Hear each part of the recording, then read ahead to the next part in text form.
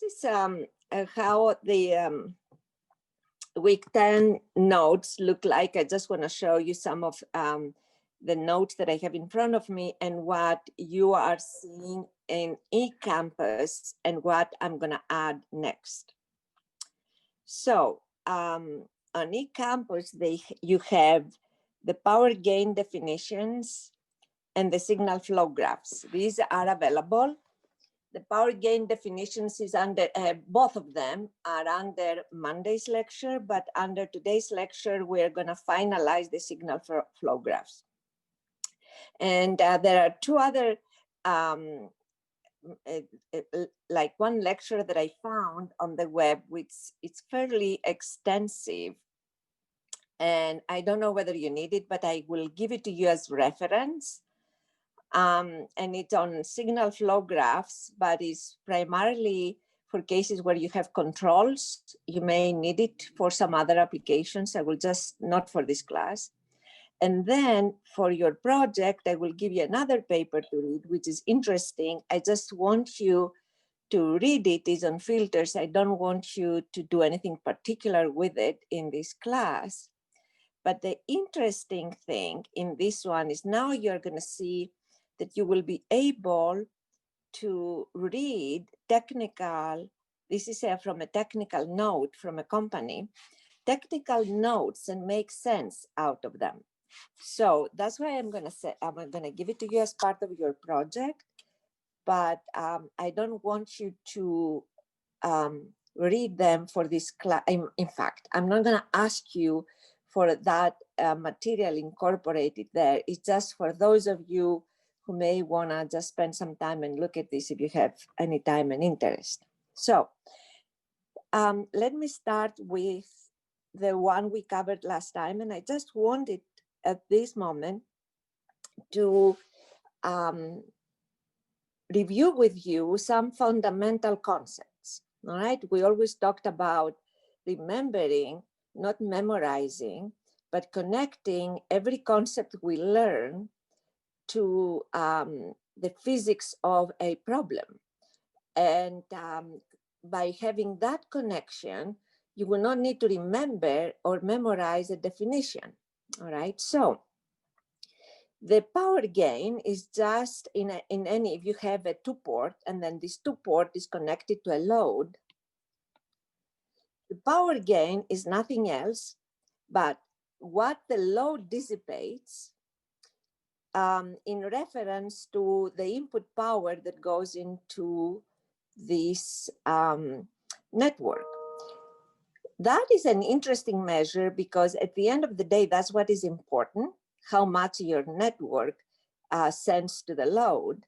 And if your network is not well developed, is not well designed, I should say, so instead, a lot of power that is received in the network is not going to go to your load. If your network, for example, if you're talking about real power and your network has resistors or other types of losses, most probably most of the power for a poorly designed network, most of the power is going to go into whatever lossy elements you have. So it's a good number to have because it tells you how well your network performs. There are some other reference, however, numbers that you would like to have. So the available gain is an important one. And you may have seen, if you remember, in the homework we did and in your project, that we talked about the maximum available gain. And not only that, but it was listed in some of these notes that you got about the transistor.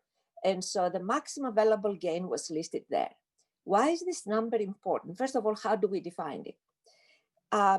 If we were to optimize our designs, and then we're looking at the maximum available gain to the load and the maximum available gain to available by your source, then the ratio of the two will give you maximum available gain.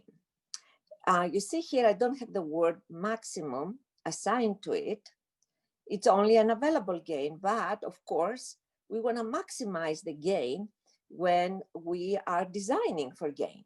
All right, so a maximum available gain tells you in terms of gain, what is the optimal solution to your problem.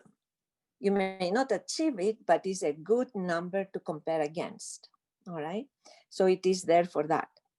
Then there is another interesting power gain, which is called the transducer power gain.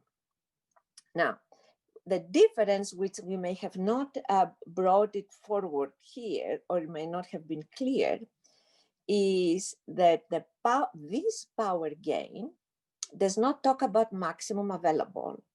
It's just the power that goes to the load divided by what is available by the source.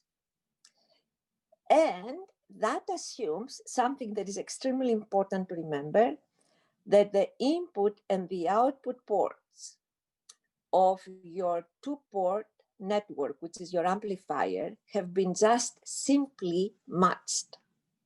Now, this is not very easy even in the textbook to see, but you need to remember it, that the transducer power gain is the gain you get if you have just simply, not conjugate, simply matched your input and output ports of your amplifier. So you have eliminated reflections seen from your amplifier as it looks towards the load and then it looks towards the source. But by simply eliminating reflections, you do not necessarily maximize your gain. You do not necessarily maximize the power you receive from the source, and you do not necessarily maximize the power you provide to your load. All right, so the maximum available gain is what you can get under the best available conditions and conjugate matching on top of this.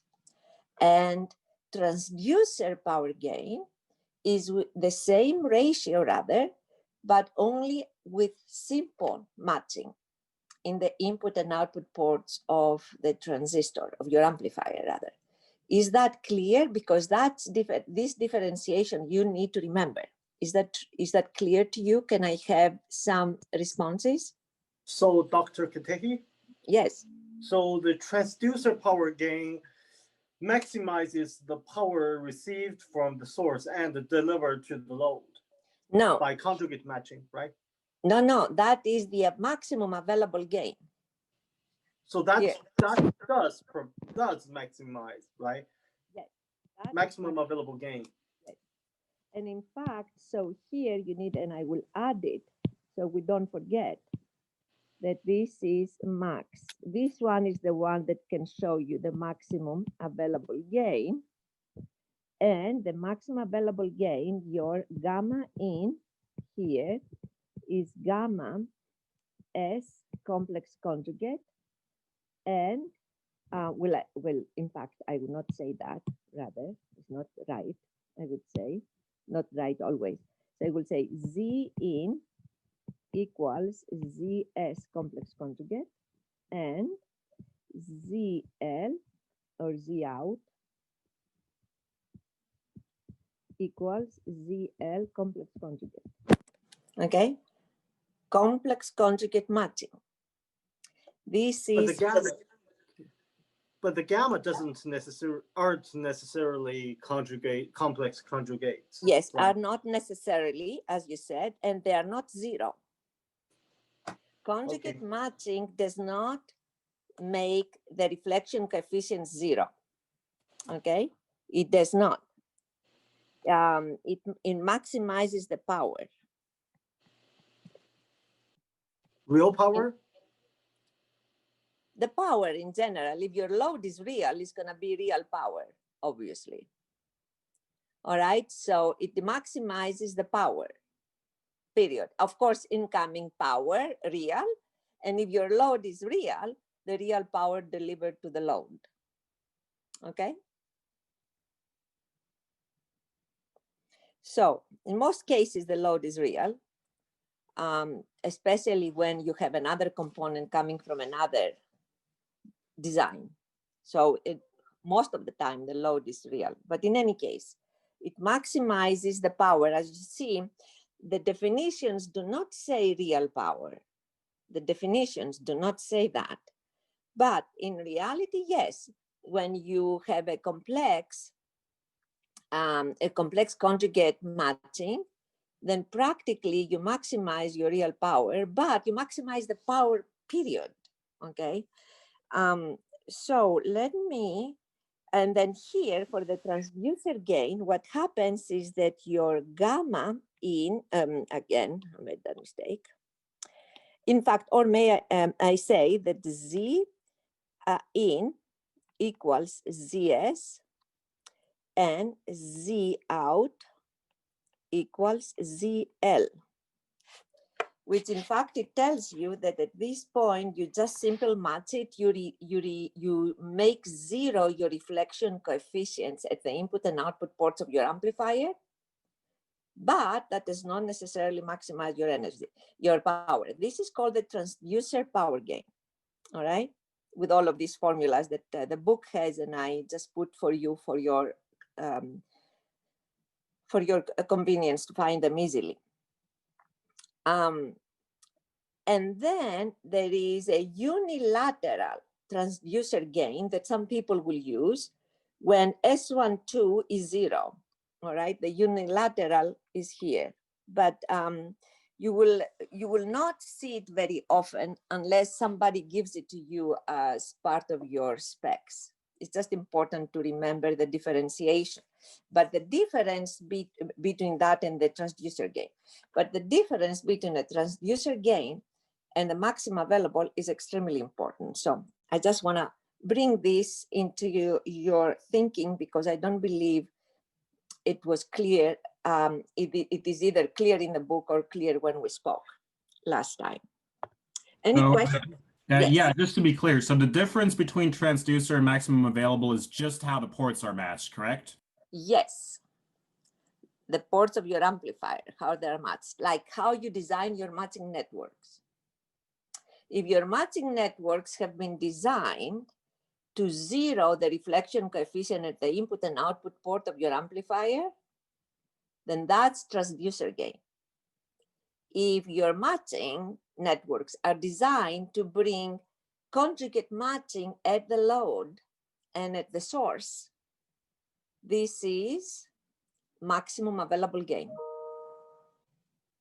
Okay, that makes sense. Thank you. Yeah, sure. Okay, what else? Pardon, Dr. Yes. So at what conditions is the maximum available gain? Under what conditions you would like to have it? Right. You would like to design for it. So I said last time, I described two possibilities. One, when your low noise amplifier is right after the antenna, so you don't have another before it. If you remember in receivers, we have the antenna and then we have a filter. So we just do a very crude rejection of some of the unwanted noise. And then we have a, excuse me? Yeah, I mean, before that, you just talked to another student and I didn't hear that. So that's what I'm asking. What is maximum available gain? Not only the... I said the maximum available gain is when we do complex conjugate matching.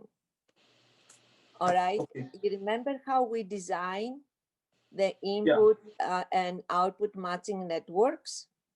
When we do complex conjugate matching with the input, you remember how we have gamma in and gamma out from your amplifier, and then you have your Smith gamma chart S and gamma L. Do you remember that? Yeah, Smith chart matching. I remember that. No, forget about the Smith chart. We're talking about definitions right now. If you remember do you remember when we did the, anyways, I'm not going to go back to this, but go back to our previous notes in the project and in the homework when we did complex conjugate matching. And we did it multiple times, all right? So when you do complex conjugate matching to the front of the amplifier and towards the source and towards the load, that gives you the maximum available power to the load, and then you get the maximum available gain. You get that.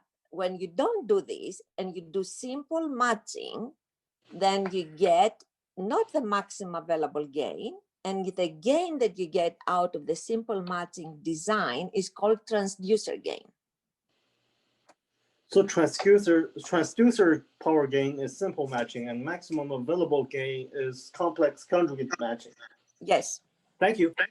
All right. So now let me go back and then continue with the flow graphs, signal flow graphs, because you remember I told you in the beginning I wanted to not to cover them, but then I thought there is no way you guys are going to go, there is no way that if you do your receiver designs, unless you go and use MATLAB, that you are going to be able to calculate some of these values doing analysis. It's so complex, or even going through network matrices. So the signal flow graphs are simplifying all of this. I also think in retrospect that it's important to know about signal flow graphs, because a lot of industry is working with signal flow graphs. You will see that if you go out, say, and speak to a designer, a lot of times they are going to graph some circuits, but they will use signal flow graphs to show the relationship. So I thought it was important, first of all, to simplify any calculations that you may have to do as part of your project or homework. And then second, just because it's useful to be aware of and to know it. Okay, so last time we covered this one, and also I have to tell you, I would not trust the book as much on this particular one. I was trying to see how he did the book, how the author did I mean, it's not incorrect, but he did a derivation using signal flow graphs that does not necessarily match the material that he has presented, which means that he has not included all of the appropriate material to understand why he did that. So I decided to include it here, and I would like to ask you to read my notes when it comes to this particular topic. Okay, I believe we covered like up to here last time, isn't it? When we went to simple connections, we did this. So, okay, so now I would like to go and then see how those work in signal flow graphs. So we have a two-port. Would you go up really quick? Excuse me? Would you go up really quick a bit? You didn't explain this part D. B. So what happens here, you will see it from part, in fact, from the previous one. So we put, usually the flow is considered to be between an incoming, so in this simple flow graph, I will write here and then I will, people assume that when you have an incoming wave, which is this one, all right, the incoming wave is gonna go out from this port. And it's gonna go out multiplied by a factor S21. So it becomes as incident A1, goes out as reflected B2. Then the same thing applies to the other side. If an incoming wave comes here, it comes out from there. All right, so that is the fundamental understanding of the flow graphs, of the signal flow graphs. Now, when you connect them externally, the same thing applies here. You remember, so always the B's are outgoing waves, the A's are incoming waves. So an outgoing wave from here is gonna become an incoming wave to the first one. So it goes like this, and then it comes like that. And then an outgoing wave from here becomes an incoming wave here. Do you understand the connections? And then this incoming here goes out from there. And then an incoming from here goes out from there. But we don't show it like this. We don't connect these lines. I mean, that's what the signal flow graphs assume. But we don't connect these lines like that. So we do this unfolding in a way that the graph looks simpler to read. Any questions? And because we connect the two ports, direct connections, every direct connection has a number 1. Because there is not, it's just a direct connection, all right? Any questions about that? Was that clear?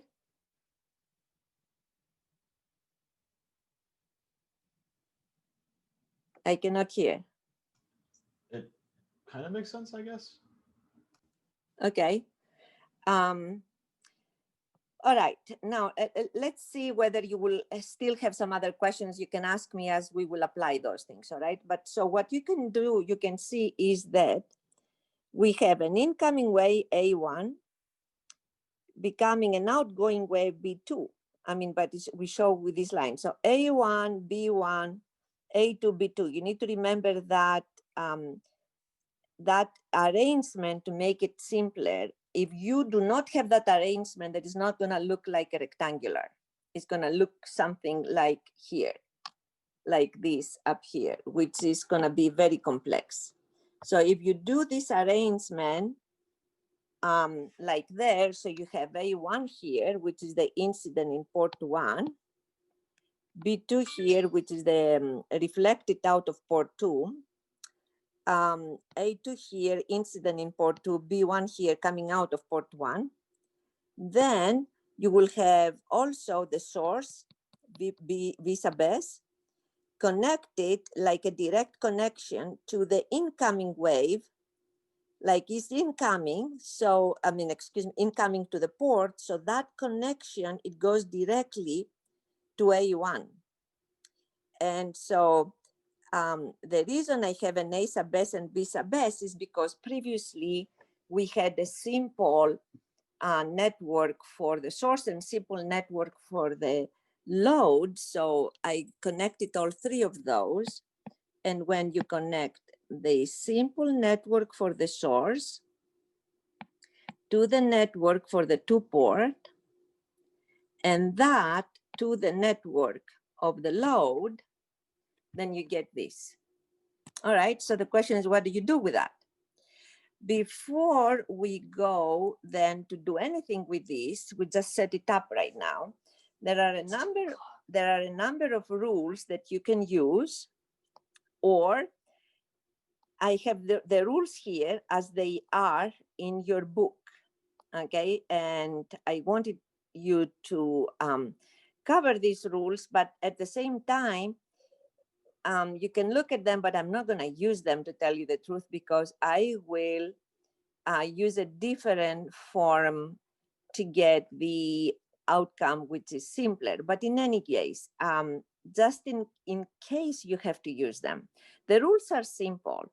So if you have 3 nodes here, node 1, 2, and 3, and these nodes are connected, as you see here. They need to be connected like that. You cannot apply this rule if the nodes are not connected like this, all right? There needs to be a continuous connection, as it shows from the arrows, from 1 through 2 to 3.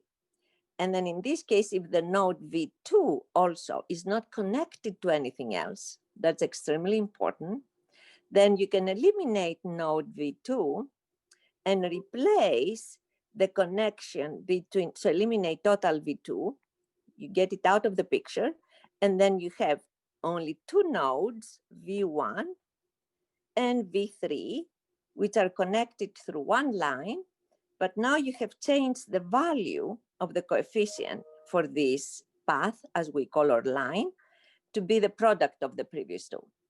This is called the series rule. Then, if you have two ports that are connected like that, then, and there is nothing else in between, in between the two ports, there is no another port that connects to them, both of them, all right? Because if there is another port that connects to both of them, that things become very complex. But if you have two nodes here, one node, and then a second node, with no other connections in between the two, then you can replace these two paths with only one. And so practically you have this. That's called the parallel rule. Then, if out of simplifications like before, you create, so for example, you could have this one. You see the top one, instead of having the two arrows here in the same direction, here you could have the here in how should I say that? If you had if you had V1 and V3 for some reason to come together, then it's gonna create a loop different than this one. And eventually, if that loop has only one value, S22, so out of, like, how do you create loops like this? Usually they are not there in the beginning, they are just created because you have implemented some other rules. If you have something like that, that rules a loop, closed loop sitting there without any nodes in between, then you can eliminate that self loop, or the single loop, and then you can change the value as you eliminate this loop. You eliminate it, but you have to change this value like this, and eventually you come down to something simpler. All right, so that's another rule, is called the self loop rule. And then the splitting rule. This is a simplifying way to see how V1 connects to V2, because here, for example, it's easy to see that V1 goes to V2 through these two different paths, and it's just the product of the two that is giving you what goes to V4. And the same thing here. So that's a splitting rule, and it helps because you see visually what is the connection between V1 and V4. You remember, if things are in series, then you multiply, all right? And then the only other rule we have is that if your network or networks are connected through not simple connections, but through a transmission line, instead of value 1 that we would have here for a simple connection, you remember the value would have been 1. We have an e to the minus gamma L in case where we have losses, or an e to the minus j beta L. Excuse me, I should put that here. There is a j missing. E to the minus j beta L if there are no losses. And that's the other thing you need to remember. Now, some other names we have to keep in mind that people may use. What is a branch? So a branch is any directed path. What is a directed path? A directed path is like this one. A directed path is like this. It starts from V1, it goes to the right, and then goes through V2, and then continues along the same direction and goes to V3. This is called a branch. So people are using this. So it's a branch. What is a path?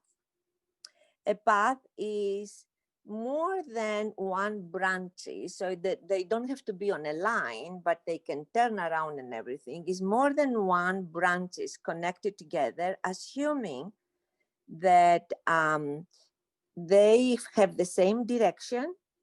All right, so it's like you go along the same direction all the time. And here, this is important, that no node is touched more than once. All right, so practically what that means is that if I have here one point, one node, a second node, and a third node, this is one path.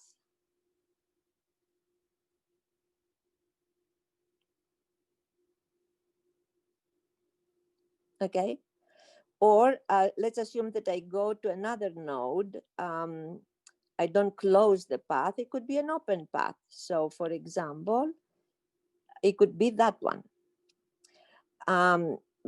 Or it could be this path. Let me see, stops here. All right. And then is a path between 1, 2, 3, and 4. In this particular path, each node is touched once, but I cannot extend it like this and go to a node 4 and say that now I have 1, I then go to 2, from 2 to 3, from 3 to 4, from 4 to 2, and then to 5 here, and then to 5. I cannot do that because node 2, the path goes twice through this node. All right, that's not a path, therefore. Okay, so that is what we don't do. If one node is touched more than once. And the value of a path, so if I don't do this, and if, for example, I have here, I remove that part, all right? I then have what I had before. And let's assume here the value was S. Well, I'll use different. Instead of the value within scattering parameters, now I'm going to use something different. If the value here is what should I call it? A, B, and C, then the value of the path 1 to 4. So if path 1 to 4 has a value of A, B, C, that's what this says. Okay. And then loops. Loops are closed paths, obviously. And it says here, a first order loop is a series of directed lines coming to a closure when followed in sequence and in the same direction with no node passed one more than once. So here now I'll give you another example. Let's assume this is node 1. This is node 2, 3, and 4. All right, 1, 2, 3, F4, and 4. First order loop is this one.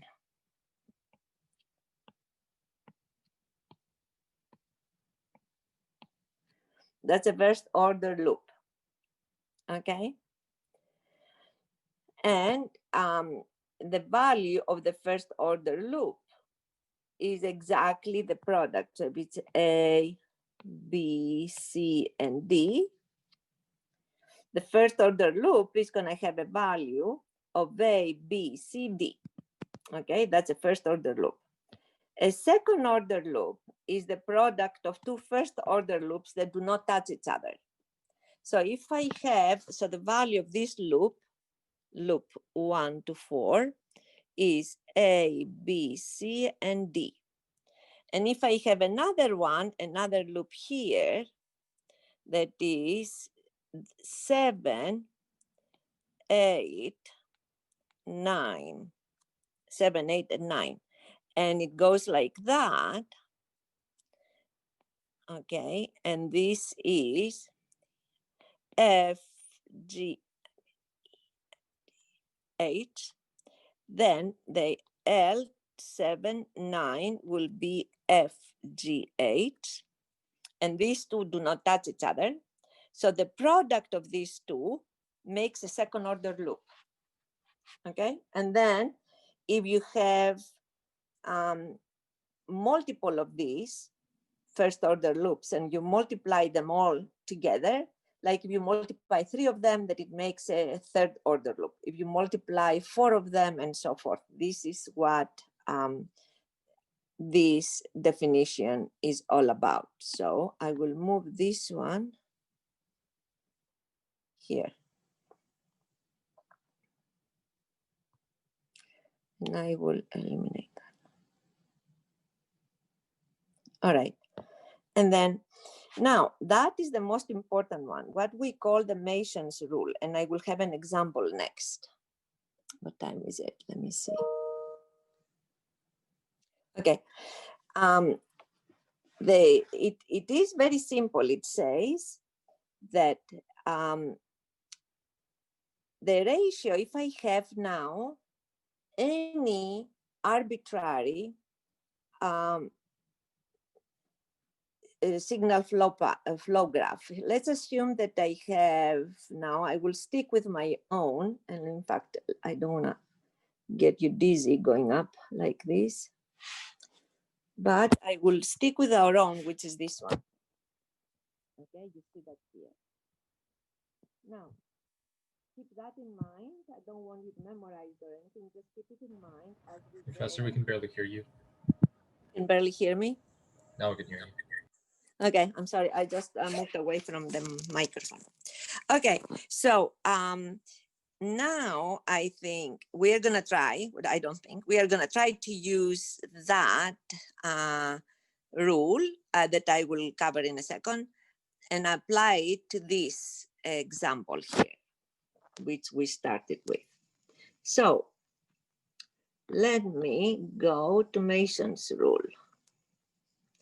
Mason's rule says the following. If I choose any two, it does not have to be only B nodes, it can be a B and an A node. It does not matter what nodes you have. Could be any of the B's, any of the A's, any of those can be in the numerator, any of those can be in the denominator, but only one node in the numerator, one in the denominator, obviously. Then I can find the value, like the value of the relationship. So for example, if you have a B node N and an A node S, this BS, if you remember, is the outgoing wave from the source, all right? So if I have any node A or B from my network divided by node B sub S, which indicates the source, that is going to give me how much is the voltage, because we are talking about voltage scattering parameters, all right? So how much is the voltage at the outgoing voltage at node N, so B sub N, compared to the voltage that is the voltage of the source. So practically, this one is going to give me B sub N, and let me add a page here.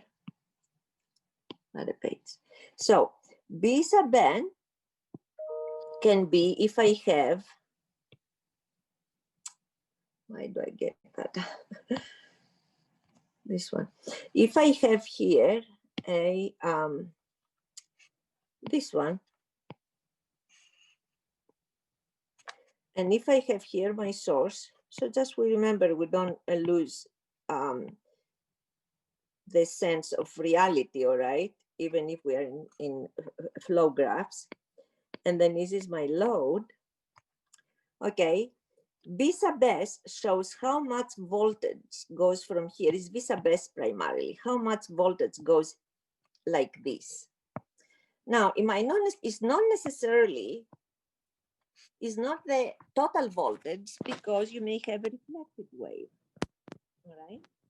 And if this is the A1 plus, this is the A1 minus. And seem pretty muffled again, Professor. Muffled. That's better. All right. Let me hold it like this. Is that okay? This sounds better, yeah. Okay.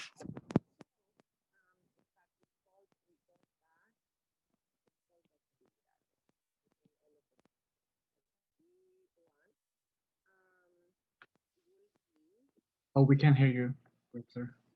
Hear me? Ah, problem. Why is that?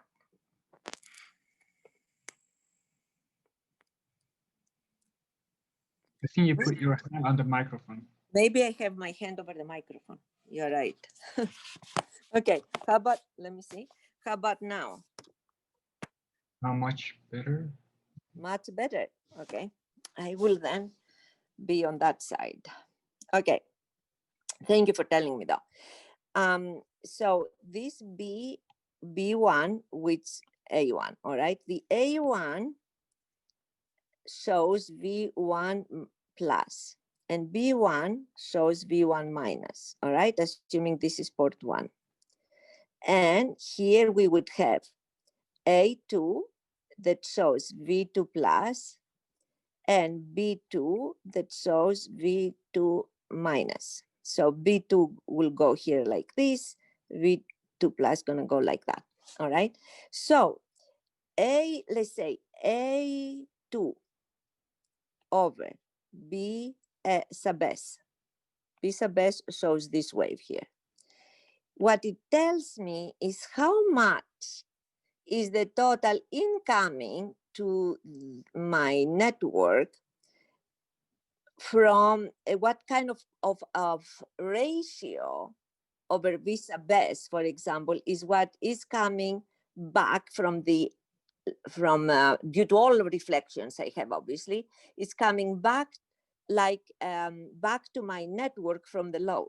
That's what it shows. And B2 over B sub S shows how much is going towards the load in relation to the voltage that I got on the front end. Now, the total voltage across the load, how much is it? The total voltage across the load will be V2 plus V2 minus, all right?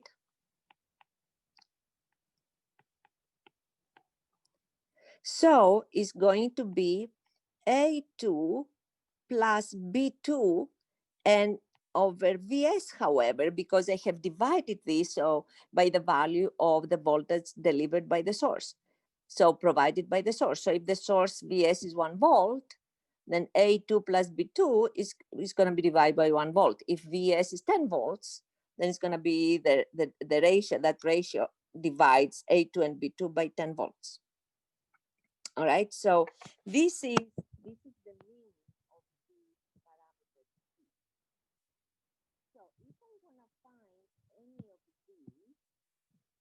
these, Your We audio. can't hear you again. oh my God, okay. You know, I don't know what I'm doing because I don't even touch it. There may be a problem, I don't know. At this point is okay? Yeah, Yeah. that's fine now. So, you know, I'm almost touching with my face, my iPad. This is how close I am, but that's okay. So in any ways, that now shows that if I find these ratios, then at the end from these ratios, I will have all of these voltages in terms of the voltage of the source by summing them, the incident and reflected waves. And if I have voltages and I know, for example, the load here, Isabel, and if I know my load here is Isabel, practically I can find the gain for any situation.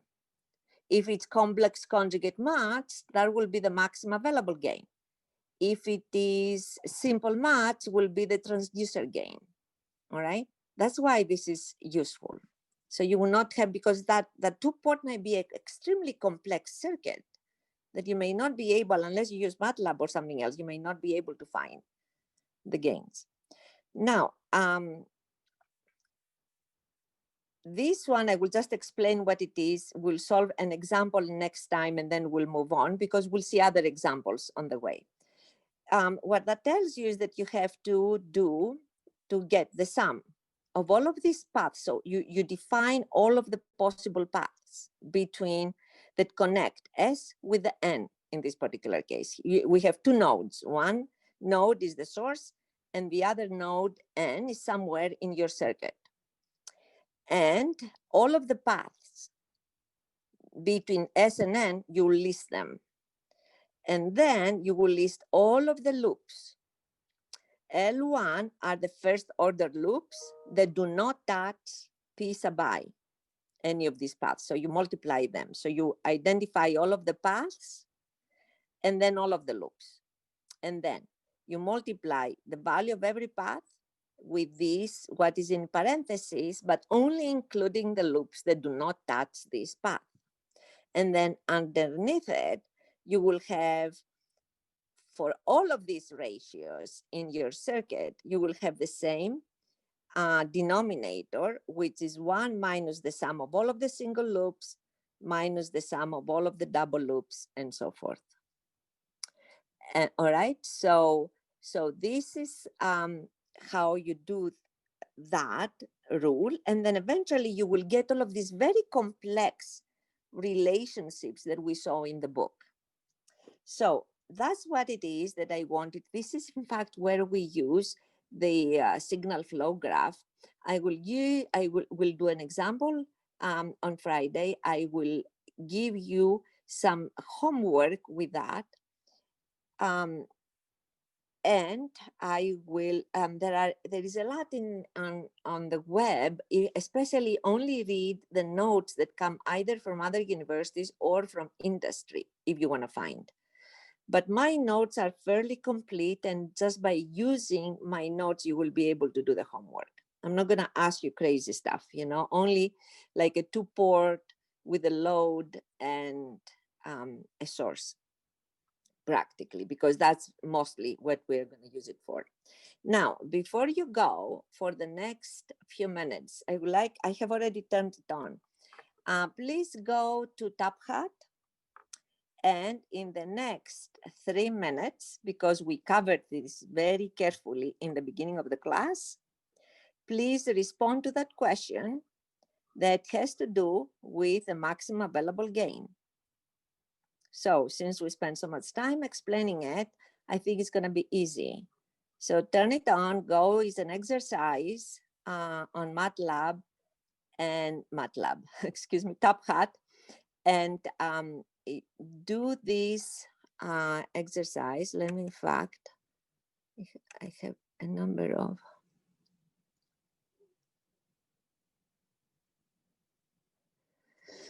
Okay.